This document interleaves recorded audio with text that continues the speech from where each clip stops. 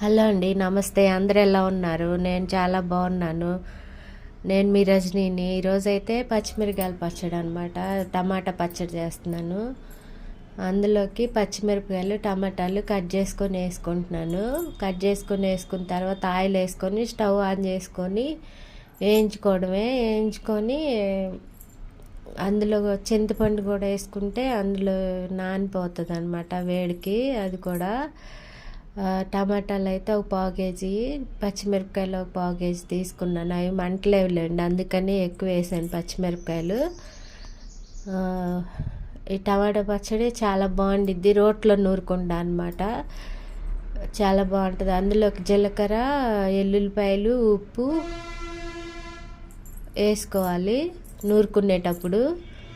ఇప్పుడైతే ఆ stove on చేసుకొని వేయించుకోవాలి బాగా, నీరంతా పోయేదాకా వేయించుకోవాలి.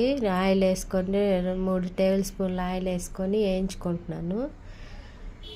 వేయించుకొని కొంచెం చల్లారిన తర్వాత రోట్లో నూరుకోవడమే. ఈ పచ్చడి చాలా బాగుంటుంది, అన్నంలోకి టిఫిన్లోకి అయినా కానీ చాలా బాగుండిద్ది. ఇలా ఒకసారి ట్రై చేసి చూడండి.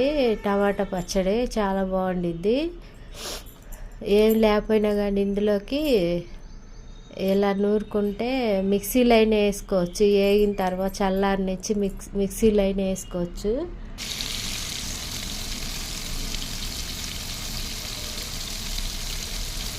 నేనైతే రోట్లో నూరుకున్నాను. మీరైతే మిక్సీలో ఉంటే మిక్సీ వేసుకోండి, రోట్లో కావాలంటే రోట్లో నూరుకోండి. నేనైతే రోట్లో నూరుకున్నాను. చాలా బాగా వచ్చింది, చాలా టేస్టీగా ఉంది. ఒక నిమ్మకాయ సైజు చింతపండు వేసుకుంటున్నాను. టమాటాలు కొంచెం ఉన్నాయి కాబట్టి చింతపండు వేసుకుంటే టేస్ట్, రుచి మారుతుంది అన్నమాట, బాగుండిద్ది. మీరు కూడా వేసుకోండి, చింతపండు వేసుకోవాలి. వేసుకుంటేనే పచ్చడికి టేస్ట్ వచ్చింది. ఏగినాయి, చాలా సగం వరకు ఏగినాయి. ఇంకా ఒక 2 నిమిషాలు వేయించుకున్న తర్వాత స్టవ్ ఆఫ్ చేసుకున్నాను. ఇదిగోండి, రోడ్డు దగ్గర తీసుకొచ్చాను. ఒక ఎల్లుల్లిపాయ, తగినంత ఉప్పు, 1 స్పూన్ జీలకర్ర.